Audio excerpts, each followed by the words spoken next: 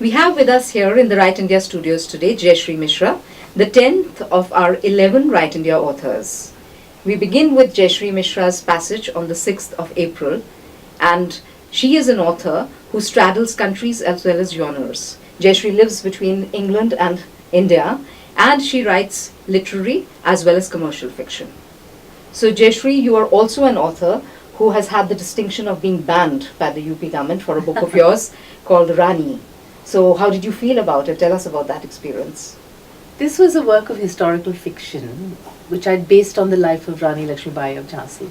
I was very keen to do a fairly big historical fiction book. I knew it had to be the British Indian period because of the straddling between these two. I was working at the time in England and I used to come to India frequently for family. So it made sense to pick a period where I would understand both cultures and be able to sort of move between the characters and the cultures. So Rani Lakshmibai was a kind of obvious choice because I wanted a really strong female protagonist. I knew, I think, even as I started writing her story, that I was probably playing a little bit with fire because she is one of these big, sort of iconic figures from our history. And I know how people tend to sort of think we should leave them alone and not sort of touch them, and they're sort of sacred and hallowed and not to be messed with. Now, I just wanted, the problem, I suppose, of people who didn't like the book was that I didn't want to focus on that figure that I had learnt about in my school. I knew I wanted more than that because that figure, when I was a child studying it in my school primary history book, puzzled me. I couldn't understand why a woman that young would strap her child on her back and go into battle, and just a battle that was actually already lost. And then she laid her life down for a cause that was, really quite useless by that point.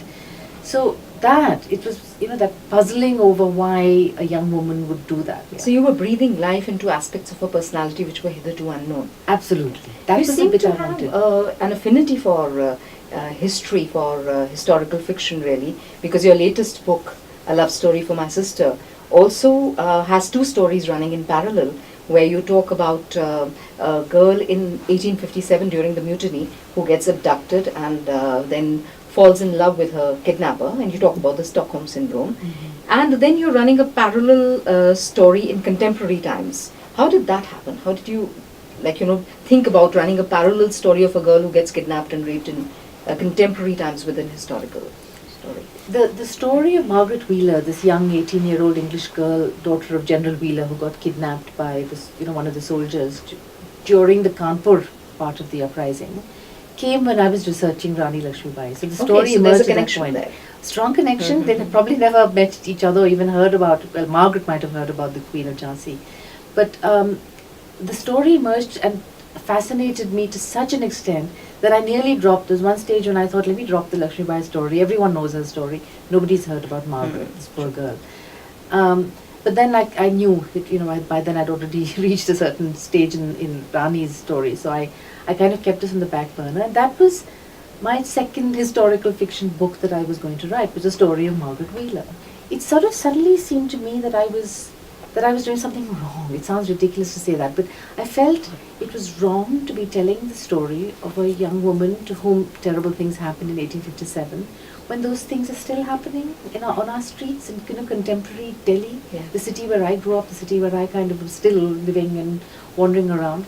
And it wasn't just Nirbhaya's story, there were so many. I used to see it in the papers, and I thought, I really need to have I need to tell a different story. And because I didn't want to lose the Margaret story, what I did was tell the story of a contemporary, modern day. She's only a schoolgirl, she's in high school, but she's about the same age as Margaret, young Tara Fernandez, who gets kidnapped when she's on her way home from school. And that's where the contemporary narrative came from. And what I did in the end was combine the two stories together. I kind of intertwined them because I didn't want to lose the tragedy of Margaret's story as well. By introducing the third character, who's Tara's sister, a young novelist. She's an aspiring novelist, telling Margaret's story, but also her sister's. Yeah, and it's beautifully juxtaposed. I mean, you don't want to lose trail of either of the stories when you're reading the book, so it's really very well done. Thank you. You also have done some books where you've, there's an autobiographical element, particularly your first book, Ancient Promises. Yeah. So that has a very strong autobiographical element. Is that what got you started into writing, like the need to express yourself, to purge yourself of some emotions? Is that how you became a writer? Not consciously. I Mhm. think that all of that did happen. I did purge myself a lot of emotion that had been bottled up when I wrote Ancient Promises. But its beginning was actually a very mundane, very sort of ordinary one because it wasn't intended to be a novel. So when I first started writing what eventually became Ancient Promises, the intention was really just to write what was going to be a 2 or maybe 4 page memoir. To some extent, it was like a letter of explanation that I was writing to my husband to try and explain to him the reasons, things that he had never understood, about my life and what had brought us both up to that point. And that involved telling the story of my first marriage. So I was literally merely going to sit down and write 4 pages to try and explain certain things. And the scene I opened up with was of my first marriage. It was an arranged marriage in Kerala. And those scenes were very vivid in my mind. And I thought I'll stop it there.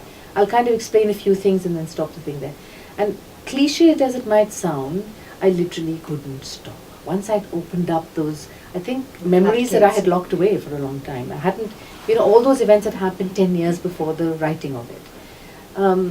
Suddenly, kind of got opened up. I'd given myself permission to open up and given myself permission to, as you very astutely kind of figured out, was something I needed to do and express myself and express all of this emotion that was otherwise probably going to do some kind of damage somewhere along the way to me. So it was a very intensely cathartic kind of experience, the writing of that book. There were days when I'd be weeping tears and snot onto my keyboard. So I needed. Writing your participants should know that they don't really have to do that in order to write the stories that they send to us. But I think that must be really a part of, that is definitely a part of strong writing. When you are talking about something that happened to you, something you experienced, or somebody close to you experienced, that's what really accounts for strong writing, isn't it? Yeah, it doesn't have to be autobiographical, as you said. But I think there are things that we can even pick up from our immediate surroundings, things that have happened to someone else we might love, where you can sort of, if you're a good writer, you're a skilled writer, and you feel things, you're empathetic enough to be able to get into the heads of other people and create these characters, then you can do it without your having experienced it directly yourself.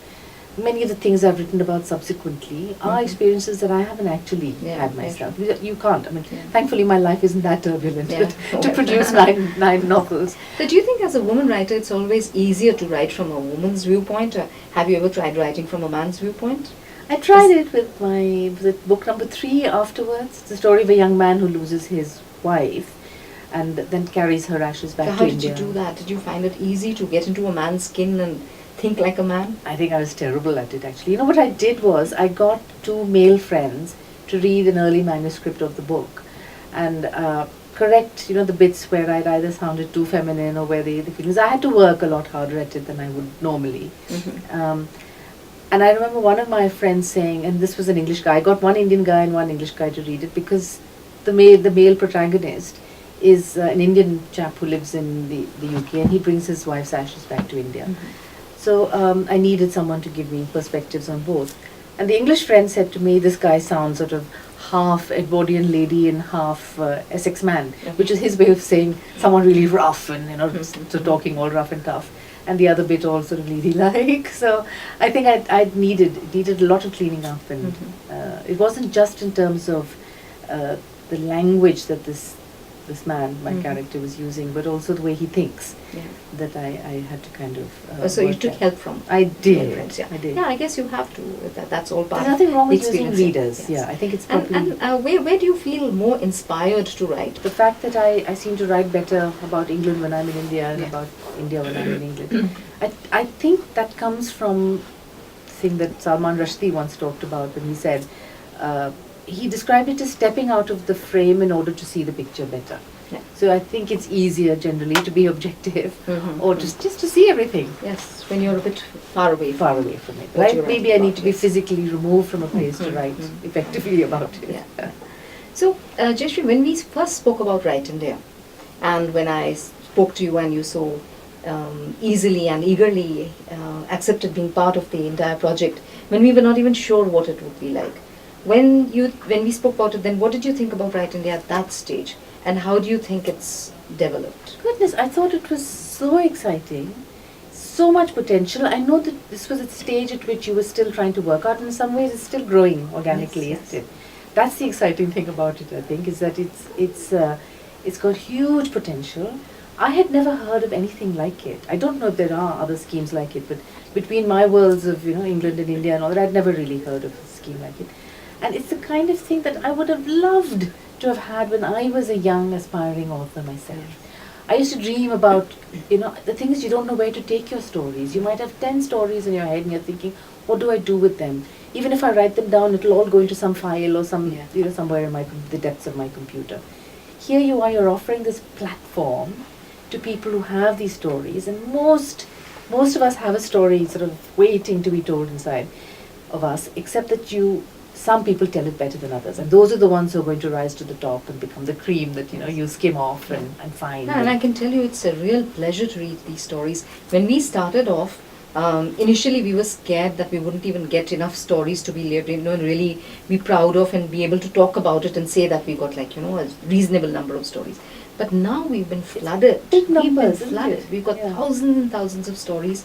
And it's a pleasure to read them, because the other thing we were scared of was that the language would be so bad, that it would be a pain to read those stories. But really speaking, and I keep saying this again and again, that if we have 10 winners every month, there are many, many more who could almost have been there in the same positions. You see, you need to do this all the time. I think year after year you should carry on with the scheme. I mean, I haven't had my turn yet. Mine's coming up next month, isn't it? Yes. So I can't wait. I really can't wait to see the stories. I mean, just the idea that I, with my one paragraph, could have sparked off a whole sea of stories. And also your passage is very different. In fact, I don't know how this happened. When I picked up the authors, I thought I was picking up authors from different genres. And then suddenly there came a time, I think there's something in the air this year, the last year and this year, that everybody started writing romances. Oh. Somebody as unlikely as a Ravi Subramanian, who was writing on banking thrillers, he wrote a romance. Did he? Then you should leave that to us. Yes, that's exactly what Ravinder said. How can he get into my area? And then you had Ravinder Singh, you have Durjoy, you had Tuhin Sinha writing a romance, you had Preeti Shinha writing a romance. So apart from Chetan, Amish and Ashwin, who were the first three Right India authors, almost everybody's given us romances. Madhuri's given us a romance.